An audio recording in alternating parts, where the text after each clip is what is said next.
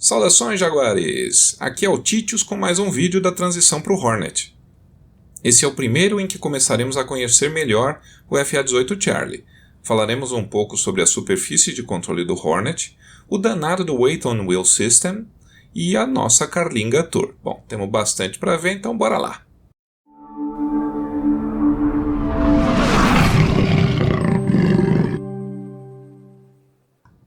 Beleza, pessoal, estamos aqui na Carlinga do 033 e ficaremos um pouco mais íntimos do Hornet.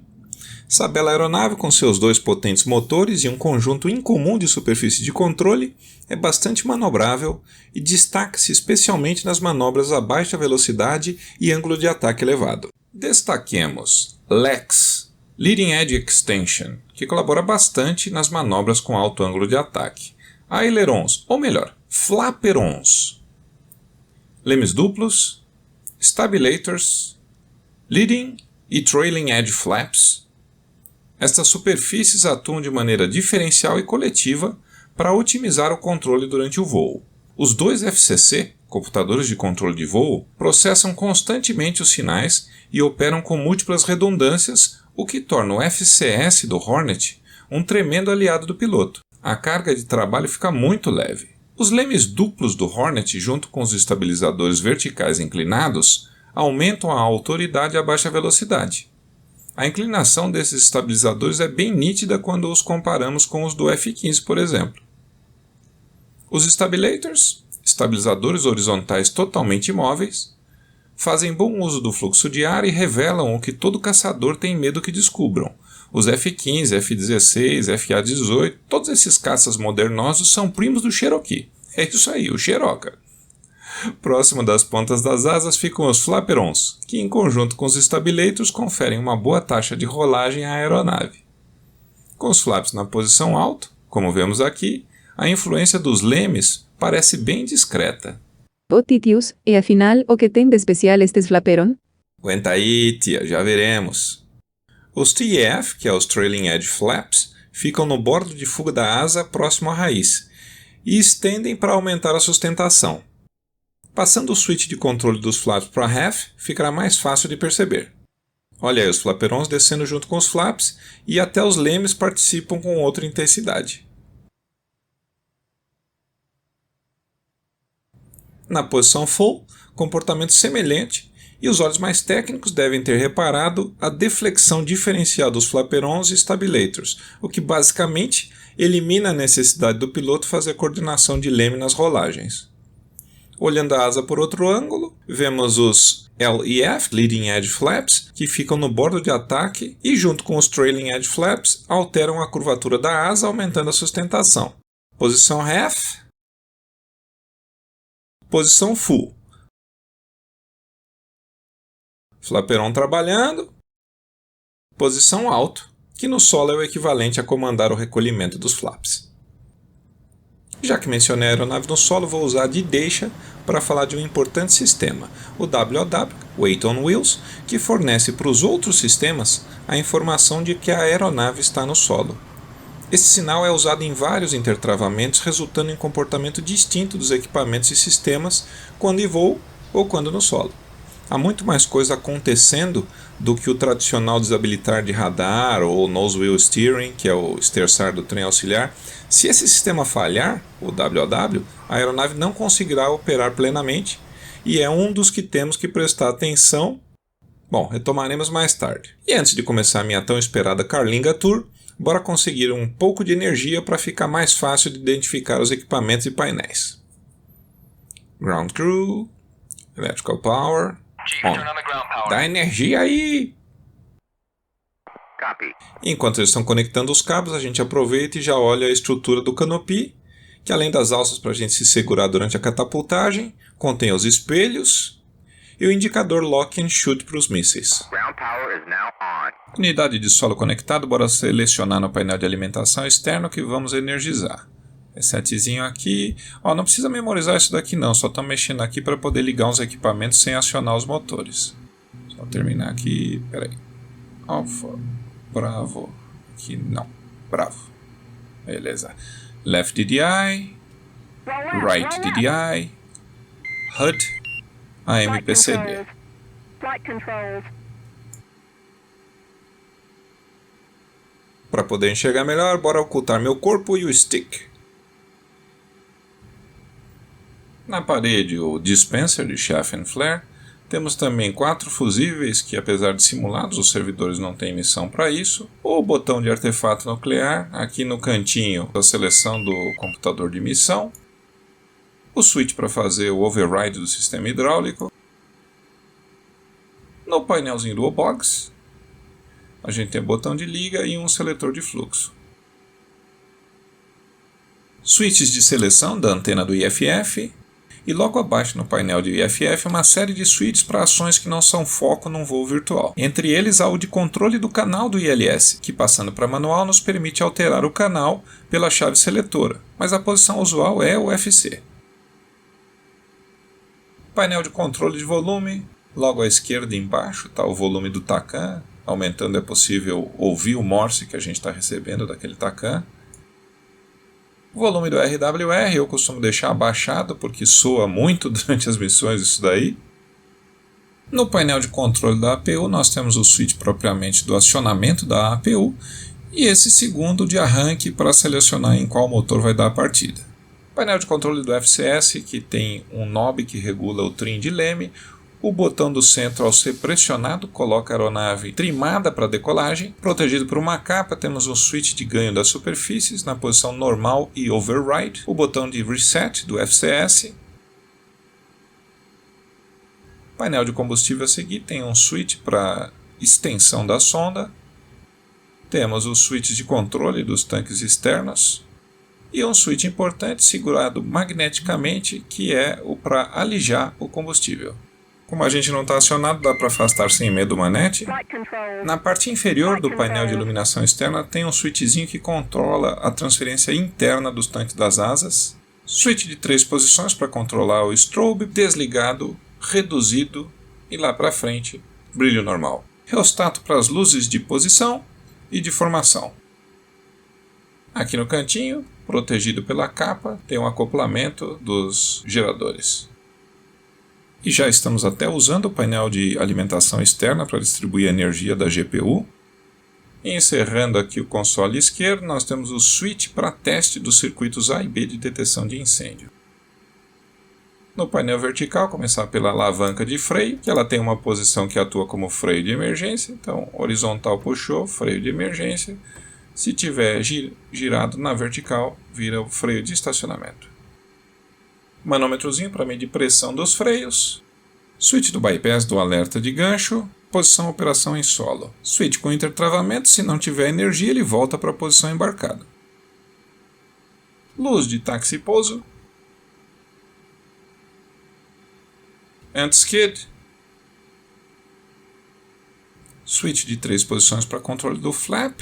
Auto, half and full. Está mapeado na alavanquinha do manete do ROTAS. Switch da barra de lançamento, 2 posições, estendida, recolhida. Esse aqui mais difícil de ver é o botão para silenciar o aviso sonoro do trem de pouso. Alavanca do comando do trem de pouso, intertravada para não operar em solo, para baixo o trem baixado, para cima trem recolhido. E aqui ao lado um botão para bypassar o intertravamento para recolher o trem no solo. Alavanca para alijar o canopy, apertou destrava, puxou, alija, mas a gente não vai fazer isso agora. No topo do painel vertical esquerdo e na secção esquerda do painel ficam os controles para o alijamento seletivo do payload, painel de seleção de estação e a seletora mais botão de acionamento. Selecionamos as estações e depois de girarmos a seletora para a posição correspondente, podemos pressionar o botão de alijamento. Depois abordaremos esse processo em detalhes. Nesta secção esquerda do painel de instrumentos, destacado em amarelo e preto, temos o botão de alijamento de emergência. Logo acima, o painel mestre de armamentos, com o Master Arm Switch, tecla de seleção Air to Ground e de Air to Air, e a tecla de acionamento do sistema de extinção de incêndios. Temos a tela multifunção da esquerda, que no Hornet é chamado de DDI, Digital Display Indicator, mas é a mesma coisa que um MFD. Painelzinho com indicação do travamento dos trens, posição do flap, e se o flap foi recolhido pelo FCS. Aqui temos o IFE, Integrated Fuel and Engine Indicator. Logo abaixo o painel de controle do gravador de vídeo e o knob aqui para ajustar o brilho do IFE. Painel de alarme da esquerda. Na secção central do painel de instrumentos, bastante acessível, temos o UFC, Upfront Controller, e logo acima o HUD, Heads Up Display. O painel de controle do HUD fica logo abaixo do UFC, onde é possível selecionar modo diurno ou noturno, ajustar o brilho do símbolo do HUD e o nível de preto do vídeo sobreposto no HUD. Este knob abaixo regula a intensidade do brilho do indicador de ângulo de ataque, que é este aqui, logo ao lado do HUD. O switch de altitude seleciona a fonte primária da informação para o Mission Computer e para a exibição no HUD. Para baixo radar, para cima barométrica. De maneira análoga, o switch de seleção de atitude determina se a informação a ser utilizada pelo Mission Computer e exibida nos painéis será a do inercial ou a do indicador standby, nosso bom e velho horizonte artificial. Temos esta telinha colorida que tem no topo um painel com os switches de proa e curso. A MPCD para os íntimos, a porção inferior da secção central do painel concentra boa parte dos controles do sistema de defesa do Hornet. A LR67, Advanced Special Receiver, o nada discreto botão SM-JET, que alija o conjunto das contramedidas descartáveis, chef e flare. Esta chave seletora é usada para determinar o modo de operação do jammer, standby, receive, transmit e outros. Switch de 3 posições do dispenser, on, bypass e toda para baixo, off. Switch para liberação auxiliar dos cabides, habilitado para cima, normal para baixo. Manômetro da altitude equivalente da cabine. Secção direita do painel de instrumentos temos o Right DDI com seu conjunto de botões de controle e função variável. Logo abaixo temos o grupo de instrumentos reserva, Standby Instruments, indicador de atitude, Standby, o saudoso horizonte artificial, indicador Standby de azimuth do RWR, velocímetro, altímetro, variômetro, tudo reserva. Na extremidade direita, logo à frente da bússola, temos o switch de resfriamento dos sensores infravermelho, knob de controle de intensidade do J-Hemex. Olhando para o lado e alterando o brilho, dá para perceber a mudança melhor. E o switch do Spin Recovery, que só vê a luz do mundo na Tour da Carlinga. Bússola de indicação direta. No painel vertical direito temos a alavanca de controle da posição do gancho, alavanca de controle da posição das asas, radar altímetro, manômetro do sistema hidráulico. Olha o Magic indo trabalhar. Voltemos, já falamos da alavanca, radar altímetro, pressão do sistema hidráulico. Aqui temos o painel de alarmes. Switch de refrigeração dos aviônicos, armar do assento ejetor, alavanca para baixo, armado, para cima, safe. No painel elétrico temos um voltímetro. Ao posicionar o switch da bateria em override, apenas o bus de emergência é energizado. Na posição on, ambos os barramentos são energizados. Do lado direito do switch da bateria, gerador direito. Do lado esquerdo é análogo para o gerador esquerdo, posição normal ou desligado. No painel de ECS, nem tudo o piloto virtual vai usar, mas temos switch de pressurização da carlinga, knobs de ajuste da temperatura da carlinga e do traje, switch do modo de refrigeração, RAM, Manual ou Auto, knob de ajuste do Bleed Air, anti-ice dos motores para frente, on, centro off, aquecimento do pitot, ligado e alto. No painel de iluminação interna temos o switch de modo dia, noite e NVG. Knobs para o controle da iluminação do mapa, alarmes, dos consoles, painel de instrumentos e flood. Aqui temos o switch de teste de lâmpadas, que acende a parada toda e faz soar este agradável alarme. Dá para visualizar bem, tudo quanto é indicação ele põe para trabalhar.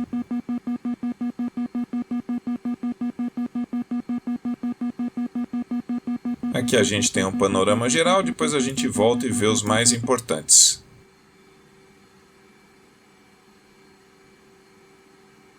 Painel de sensores, logo à esquerda em cima, switch do FLIR. Off, Standby e On.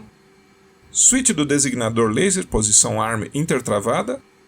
Switch do LST Navy FLIR, Off e On. Seletora de modo de operação do radar. E seletora de controle do sistema de navegação inercial. O KY-58 é o módulo padrão de criptografia de voz das forças americanas e OTAN, mas não fazemos uso dele. Switch do FCS Bit, alavanca de controle do canopy, para baixo fecha, para cima abre. Bora dar uma olhada nos principais cautions and warnings dos painéis. Lembrando, vermelho, crítico, âmbar, não é tão crítico, verde é condição. Sobre o Left DDI, a gente tem o painel esquerdo, primeira indicação, alarme de fogo no motor esquerdo. Logo ao lado, o alerta do Master Caution, alguma coisa não está bem, pode ser um advisory que vai ser mostrado no DDI, ou mesmo um alarme, e ele vem com aquele som característico, esse mesmo. Go! Verde condição significa que o Airborne Self-Protection Jammer passou no bit test. No Go em âmbar significa que o jammer não passou no teste. Standby, o jammer está na condição de standby. Hack mostra que o jammer está recebendo. Xmit mostra que ele está transmitindo. Alerta âmbar de sobretemperatura no jammer. Left Bleed, vermelho, crítico, significa que tem vazamento no duto de ar e ele vai disparar o fechamento das válvulas e do regulador. Right Bleed, também vazamento, só que no lado direito. Speed Brake, o freio aerodinâmico não está totalmente recolhido. Launch Bar vermelho indica que há falha no sistema de barra de lançamento. Launch Bar verde indica que a barra de lançamento está estendida. Do lado direito, Recorder On, mostra que o sistema de vídeo está gravando. DISP, mostra que tem um programa em execução no dispenser. SAM indica que a aeronave está sendo rastreada pelo radar de um SAM. Se a sinalização estiver piscando, indica que o radar está guiando um míssil. AI, Air Interceptor, mostra que está sendo rastreado por um radar de interceptação aérea. CW mostra que está sendo rastreado por um Continuous Wave. AAA mostra que está sendo rastreado por radar de antiaérea. APU Fire, alarme de fogo na unidade auxiliar de energia. Mais à direita, Fire, indica fogo no motor direito.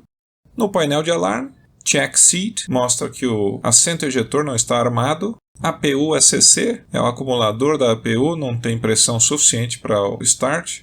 Battery Switch, é um alerta para checar a posição do switch da bateria. FCS Hot é a sobretemperatura do Flight Control System. GenTie, o contador dos barramentos AC aberto, então os geradores não estão acoplados.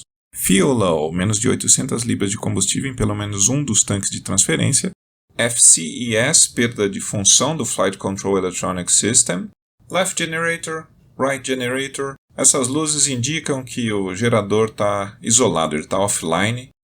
GenTie, junto com gerador esquerdo ou gerador direito, precisa prestar atenção porque perdemos um gerador e o barramento está desacoplado. Não há pressa nenhuma para memorizar todas as indicações e alarmes. Com o tempo e uso, absorveremos a informação.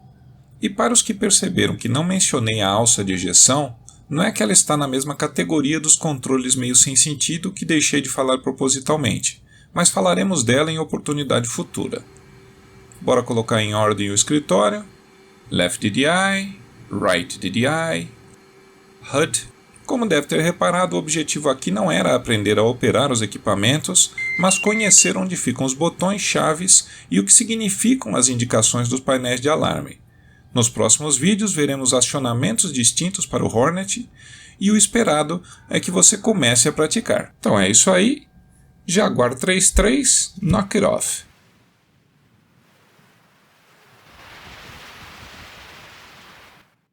E já segue aqui uma dica dos próximos vídeos na sequência.